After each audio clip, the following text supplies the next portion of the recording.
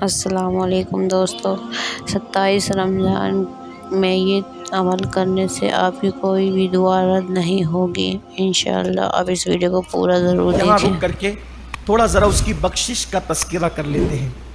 کیسا بخشنے والا مہربان ہے۔ اللہ کو سب سے زیادہ جو کام پسند ہے وہ معاف کرنا پسند۔ اللہ کو معاف کرنا بہت پسند ہے۔ اسی لیے جب شب قدر کے متعلق میرے آقا علیہ السلام نے ذکر فرمایا تو ام المومنین سیدہ عائشہ صدیقہ نے عرض کیا کہ یا رسول اللہ، اگر میں شب قدر پاؤں تو میں کون سی دعا کروں اپنے اللہ سے؟ تو حضور اکرم صلی اللہ علیہ وآلہ وسلم نے فرمایا عائشہ، اگر تم شب قدر پاؤ تو تم اپنے اللہ سے یہ دعا کرنا، اللہم انک عفو تحب العفو فاعف عنی یا کریم۔ اے اللہ، بے شک تو معاف کرنے والا ہے۔ اللہم انک عفو، تو معاف کرنے والا ہے، تحب العفو، اور معاف کرنے کو پسند بھی کرتا ہے، فاعف عنی، تو پھر مجھے معاف کر دے۔ اللہ کو معاف کرنا بہت پسند ہے۔ اسی لیے حدیث پاک میں آتا ہے کہ پوری کائنات کے اندر یہ جو سب جلوہ آرائیاں دیکھ رہے ہو نا، یہ سب اللہ کی رحمت کا ایک حصہ ہے۔ کتنا حصہ ہے؟ ایک حصہ۔ اور 99 حصے رحمت کے میرے اللہ نے آخرت کے لیے رکھ چھوڑے۔ یہاں ایک حصے کا اظہار ہو رہا ہے اور 99 حصے کا اظہار کہاں ہوگا؟ آخرت میں ہوگا۔ آخرت میں کیسے اظہار ہوگا؟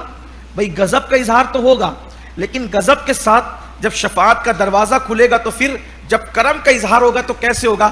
صرف ایک حدیث اس پر سنیں۔ یہ حدیث جب حضور علیہ السلام نے بیان فرمائی تو خود بھی بہت ہنسے۔ اتنے ہنسے آقا علیہ السلام اپنی شان کے مطابق کہ حضور کی داڑھیں نظر آنے لگی۔ وہ حدیث کیا ہے وہ بھی آپ سنیں۔ کیسا کریم ہے میرا اللہ، 70 ماؤں سے زیادہ پیار کرنے والا۔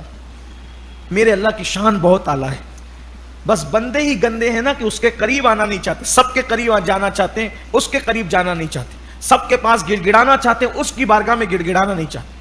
حدیث پاک میں آتا ہے اللہ کے رسول صلی اللہ علیہ وآلہ وسلم فرماتے ہیں جب سب جنتی جنت میں چلے جائیں گے، سب جہنمی جہنم میں چلے جائیں گے، تو ایک بندہ جہنم میں رہ جائے گا۔ ایک بندہ، آخری والا بندہ، یعنی جس کو جہنم سے نکلنا ہے۔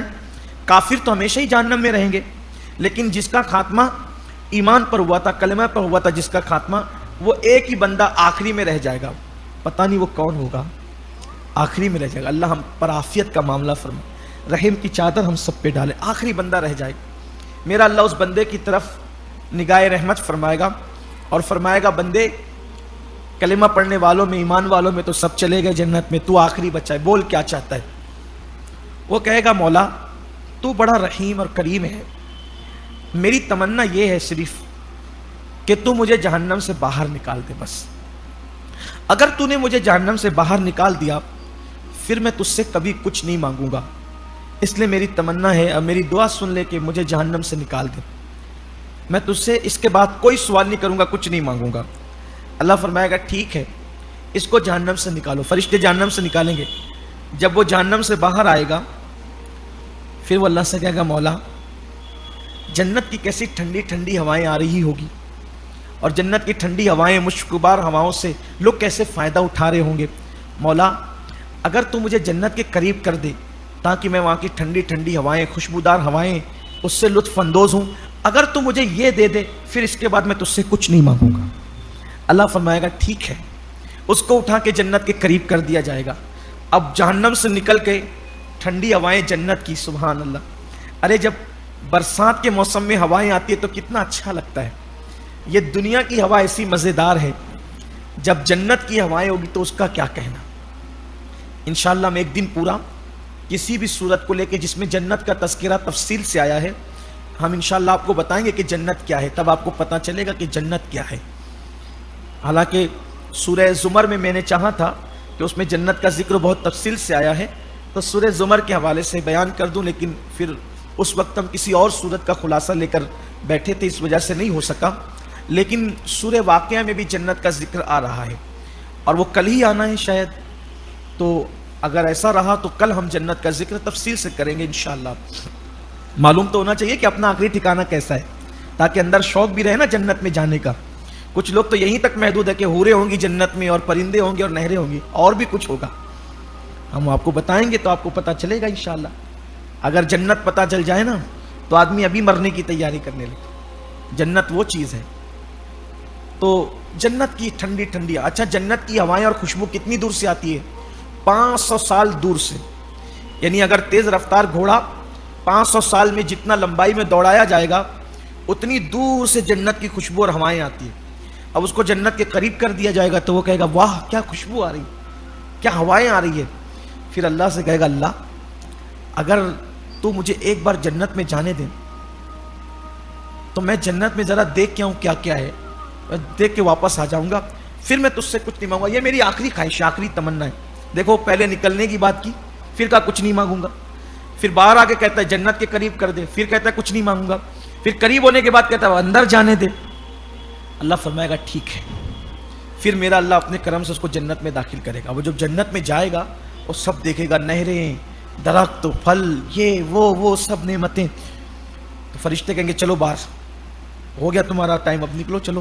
تو وہ جنت کی زمین پہ بیٹھ جائے گا اور بیٹھ کے کہے گا اب تو میں نہیں نکلوں گا, اب میں باہر نہیں نکلوں گا. اللہ سے پوچھو اس نے وعدہ کیا تھا کہ نہیں کیا تھا کہ جو ایک بار جنت میں جائے گا وہ دوبارہ جنت سے نکالا نہیں جائے گا. تو اللہ کا جب وعدہ ہے کہ ایک بار جائے گا تو دوبارہ نہیں نکلے گا, تو میں آ گیا جنت میں, اب میں نہیں جاؤں گا باہر کیونکہ اللہ کا وعدہ ہے. تو اس وقت اللہ کی رحمت مسکرائے گی جیسا کہ اللہ کی شان ہے. اللہ فرمائے گا ٹھیک ہے اسے جنت میں رہنے دو. جب یہ حدیث میرے آقا نے بیان فرمائی تو حضور بھی مسکرا پڑے.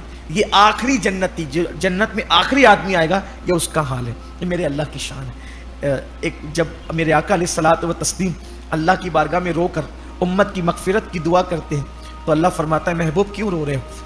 عرض کرتے ہیں مولا میری امت. میرا رب فرماتا ہے محبوب اگر وہ تیرے امتی ہیں تو میرے بھی تو بندے ہیں نا. یعنی اگر تم پیار کرتے ہو امتی ہونے کی وجہ سے تو میں بھی تو ان سے پیار کرتا ہوں, وہ میرے بندے بھی تو ہیں. لیکن ہم نے اللہ تبارک و تعالیٰ سے محبت کا وہ رشتہ نہیں جوڑا جو ہمیں جوڑنا چاہیے تھا.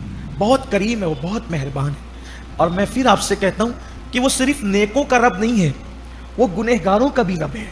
وہ ہم لاکھ گنہگار ہیں, پاپی ہیں, مجرم ہیں, کیسے بھی ہیں, لیکن ہیں تو اللہ کے بندے نا. تو اللہ سے ہمیں رشتہ جوڑنا چاہیے. جو رشتہ تو ہیں لیکن گناہوں کے سبب جو رشتہ ہم نے کمزور کر لیا ہے, اس کے فرامین سے بغاوت کر کے جو ہم اس سے دور ہو گئے, ہمیں پھر اس کے قریب آنا چاہیے, رونا چاہیے, گڑ گڑانا چاہیے اور اس کے فرامین پہ عمل کر کے اس سے تعلق کو مضبوط کرنا چاہیے, اس پر یقین مضبوط کرنا چاہیے. ایسے ایسے واقعات میرے اللہ کے رسول صلی اللہ علیہ وآلہ وسلم نے بیان فرمائے کہ وہ میرے ذہن میں آ رہے ہیں. اگر میں اسی پہ گفتگو کروں تو یہی ٹائم ختم ہوگا, لیکن ایک حدیث مجھے اور یاد آئی, میں اس کا مفہوم پیش کروں. ایک شخص تھا بہت پاپی, بہت مجرم, گنہگار. اس کی موت کا وقت قریب آیا تو اس نے اپنے بیٹوں سے کہا میرے بیٹوں تم میرے بڑے فرما بردار ہو, جب میری موت ہو جائے گی نا تو تم کو میں وصیت کرتا ہوں کہ میرے گلے میں رسی ڈالنا اور رسی ڈال کے مجھے گھسیٹتے پھرنا, اور اس کے بعد پھر مجھے کفن میں لپیٹ کر کے جلا دینا تاکہ لوگوں کو پتہ چلے کہ مجرموں کو کیا سزا ہے, اور جلا کر کے میری راکھ ہوا میں اڑا دینا, جنگلوں میں اڑا دینا, ادھر ادھر سب بکھیر دینا. پھر وہ مر گیا.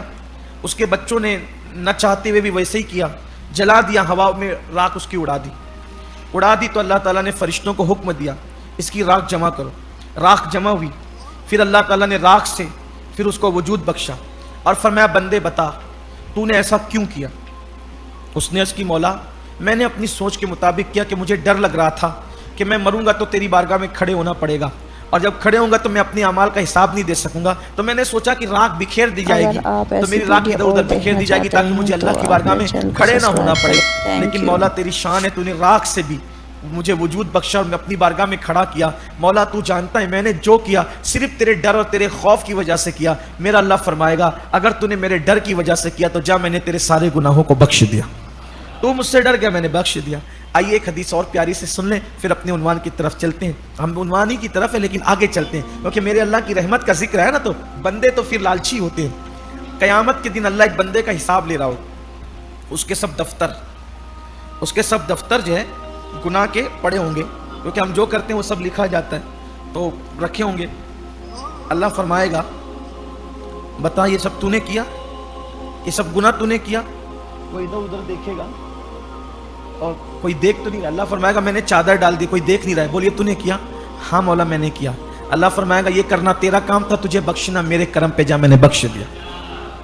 एक और हदीस उसकी रहमत की, क्या रहमत है उसकी। अल्लाह ताला एक बंदे के छोटे छोटे गुनाह, दो किस्म के गुनाह, एक छोटे और एक बड़े, छोटे छोटे गुनाह उसके सामने रखेगा। अल्लाह फरमाएगा ये तूने किया, ये गुनाह तूने किया, तो शर्माएगा, इधर उधर देखेगा तो उसको कोई नहीं देख रहा होगा। अल्लाह फरमाएगा हमने चादर डाल दी, बता ये तूने किया, वो कहेगा हाँ मैंने किया, इसके अलावा भी कुछ किया था, वो कोई जवाब नहीं देगा, चुप रहेगा। वो सोचेगा कि अभी छोटे ही गुनाह इतने सब हैं और जो बड़े गुनाह अभी वो उसका दफ्तर आया नहीं होगा। अल्लाह फरमाएगा और भी कुछ किया था, चुप रहेगा, कुछ बोलेगा नहीं। अल्लाह फरमाएगा फरिश्तों इसके ये जितने छोटे छोटे गुनाह है ना, उन सबको नेकियों में कन्वर्ट कर दो। यानी ये जितने गुनाह थे छोटे, उस यानी ये जितनी तादाद थी, इन गुनाहों को नेकियों में बदल दो, नेकियों में तब्दील कर दो, और फिर उसका दफ्तर गिनो। वो कहेगा नहीं मौला अभी नहीं, अभी तो मेरे वो बड़े गुनाह का दफ्तर बाकी है, उसको भी लाया जाए।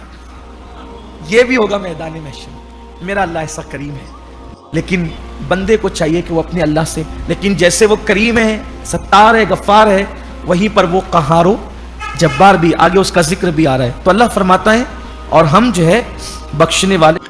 अगर आपको ये वीडियो अच्छी लगे हो तो मेरे चैनल को सब्सक्राइब करें और मेरे वीडियो को शेयर करें, लाइक करें, कमेंट करें। Thank you so much.